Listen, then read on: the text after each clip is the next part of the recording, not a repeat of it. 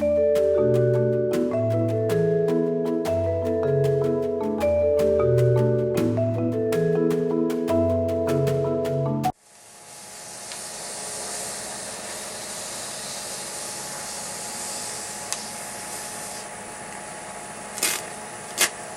was 600. This is 800.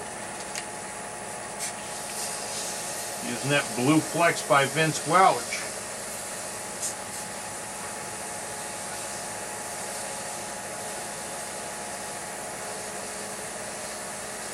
At about 500 RPMs. 2 is not 2 grit, it's 2000. Make sure we get off any loose grit from the finish before. That's important when you're wet sanding. Make sure you don't keep grit from the previous paper or something loose, especially when you get up to like 2000 grit.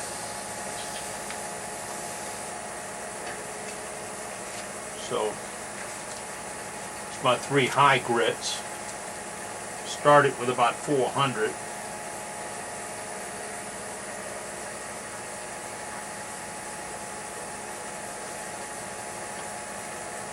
Use a paper towel because the only rags that ever come to my lathe are I'm wearing and I don't want them to make contact. Use a little fine metal polish.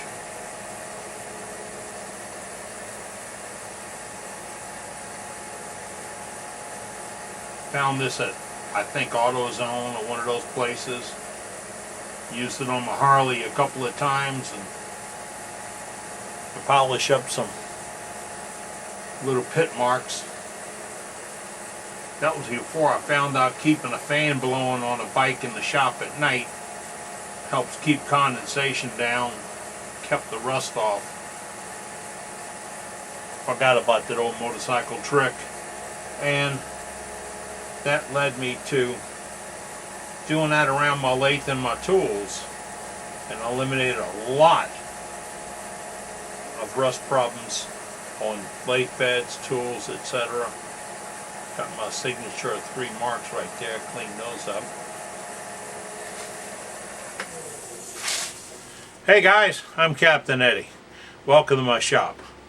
I'm turning a little acrylic this morning, doing some pen blanks, because one of the guys wrote me and said, "Hey Cap."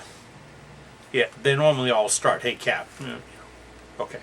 "Hey Cap, why do I keep blowing them up?" I don't know. Why? So I ordered a whole bunch of blanks. Ordered this kit from PSI, Penn State. WXFUN 99. It's 16 fun line acrylic blanks made in India, because I couldn't find any made in the good old USA. Which I'm on this kick. If I can buy it made USA, I will, and I'll spend a few extra nickels to do it. But I got these blanks, and they're 16 different color variations, and some look pretty cool. So I brought them in and I started playing with them. And yeah, I did have some problems. I'm going to tell you the good, the bad, the ugly about acrylic blanks. If you want to know, all you got to do, watch.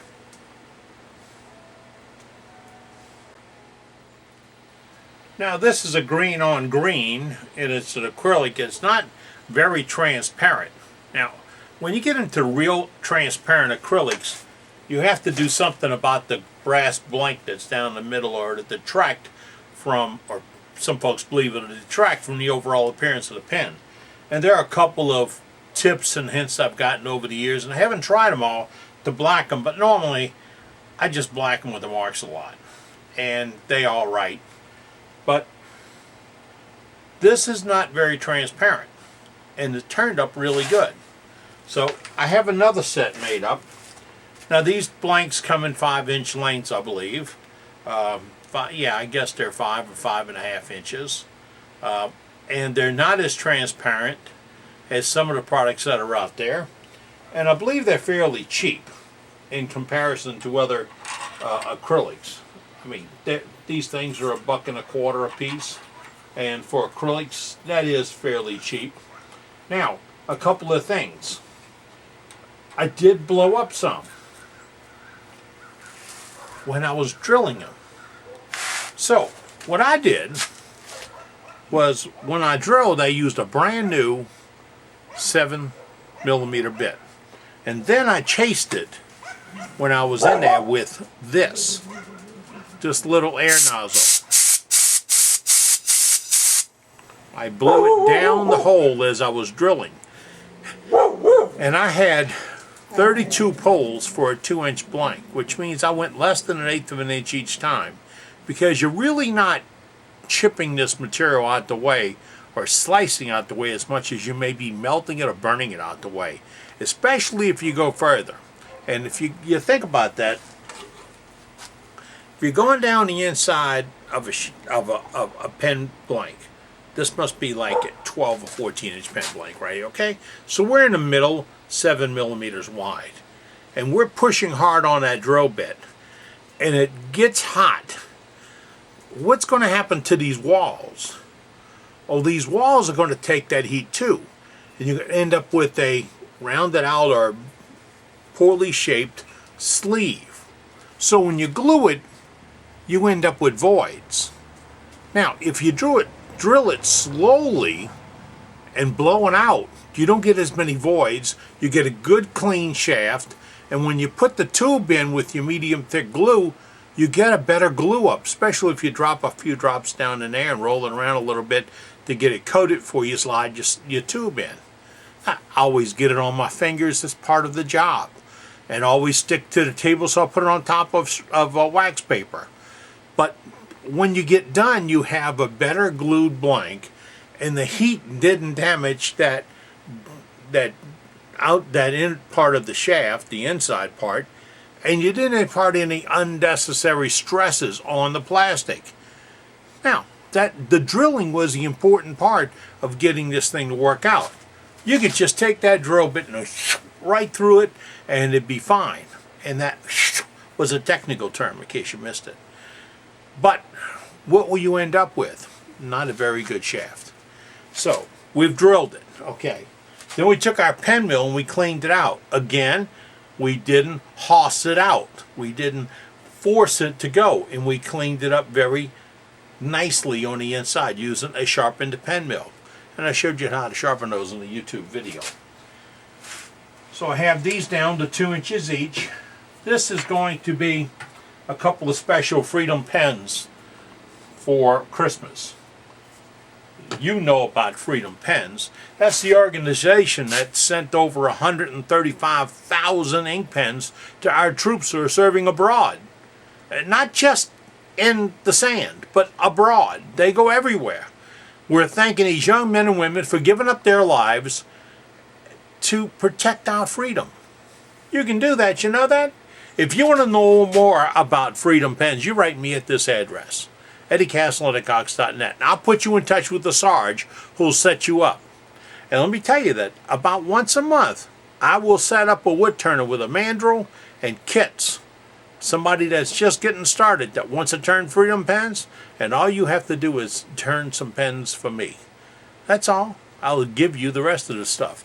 So if you're in that situation and you want to do it, put your name on the list. About once a month I'll contact somebody and say, you ready? Let's go. Now, I have it mounted on my mandrel. And I have it with 7mm bushings, the slimline or funline bushings, because that's the kits we use. And I'm going to crank my speed up all the way. So I'm going to be spinning out here at about 3,000 RPMs in a minute when I crank this puppy up. I don't have a lot of pressure on the tailstock going in. I do have the nut tightened pretty good, so I don't think I'll get any slipping. So if you're ready, we're going to turn something. Oh, we're going to turn the Freedom Pen. Now I'll put you in the catbird seat. You're pretty much going to look over my shoulder, aren't you? This is my roughing gouge. I just pointed it up. No magic here, regular roughing gouge. But I don't present it straight in, as a lot of guys believe a roughing gouge should be. I use it more like a ball gouge that's a little more rounded, and I tip it up on the side to make slicing cuts.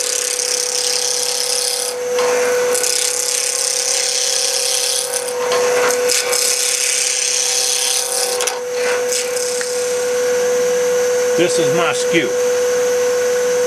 This is ground back 15 degrees from vertical. I've got it slowly tapered down. That's about a 25-degree angle between them. I sharpened it on the grinder and then touched it up with a face stone, with a diamond stone. I've showed you how to do that. Now on this use, again, the fuzz down here is not in my way, but let's clean it up for the picture. I would get here, read the bevel, and then turn it on. Very slightly.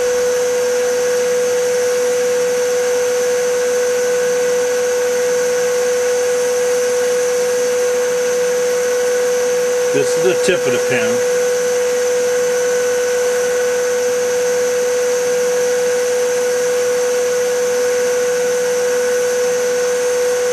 I got to read this end to make sure I'm not proud of the fitting. I want to have a little bit of taper here.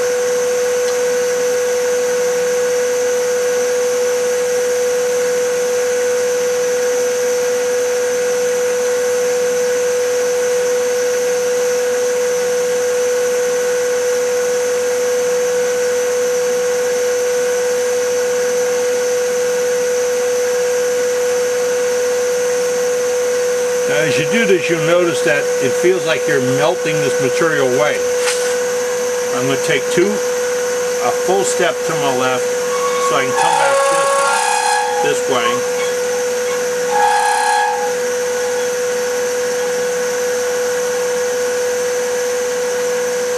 Right on that end, I want to just bring it down to that fitting.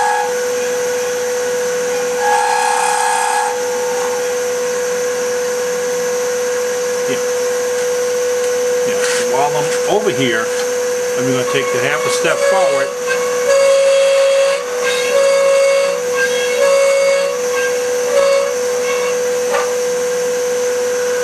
and fix the top cap.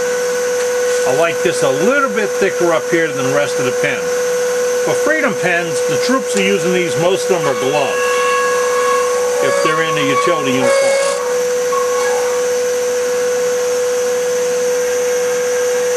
So, the top half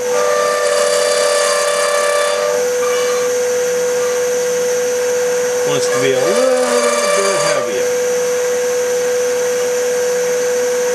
But still get down to the fitting. You don't want to bump, an uncomfortable bump where it joins. And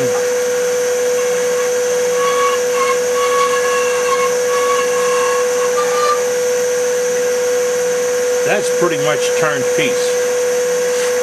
I'm going to bring the speed down to about 500 RPMs and we'll start sanding. The beauty of using good sharp tools and doing good smooth cuts is that you get to do less sanding later on. So I can start with a 400 grit. This is a piece of Blue Flex paper from Vince Welsh. I get a lot of my paper products from Vince, and he used to handle this Blue Flex in strips, and it's the same product as a Blue Flex disc. When I found out he wasn't going to handle the strips anymore because it's a slow seller, I bought what he had left in inventory.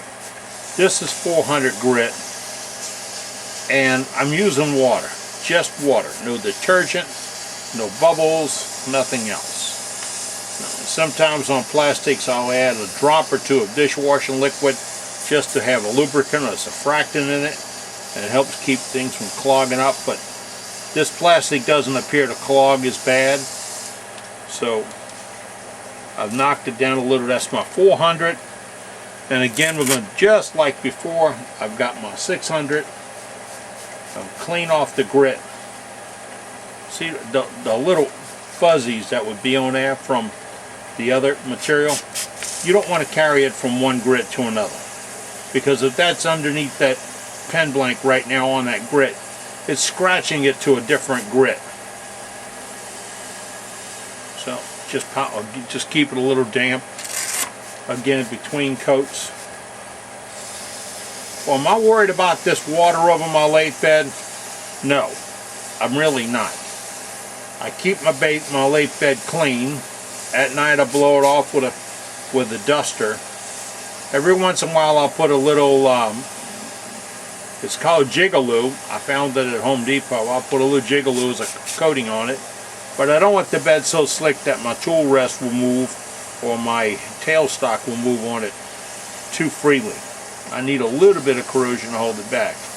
But I can live with the rest of it. And I do keep a fan running in the shop, and that displaces air, or keeps the air moving, which keeps it from condensating, which keeps rust from forming on surfaces so fast. I'm now at my 2000 grit.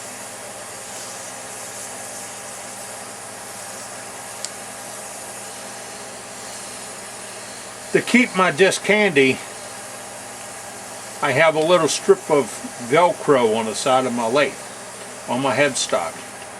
The backs of these are Velcro reactive, and I can just stick them right there when I need them, and they'll be handy. That's 2000 grit.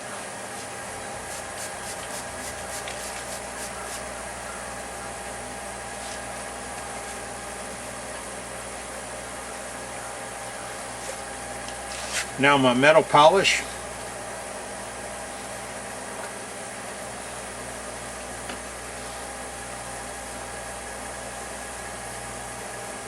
Wouldn't recommend using white diamond for this. White diamond stick may be a little bit too coarse. You may look for plexiglass cleaner at your Pep Boys or your AutoZone. Plexiglass scratch remover would work really well on this.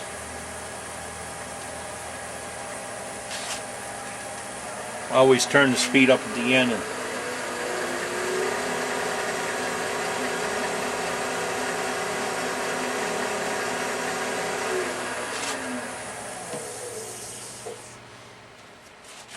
Now that's a good looking blank.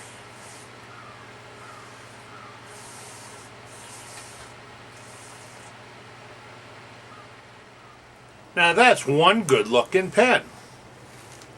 Any trooper would be proud to have that in their pocket. Yep. And I have about $1.50 in the blank and about $1 in the kit.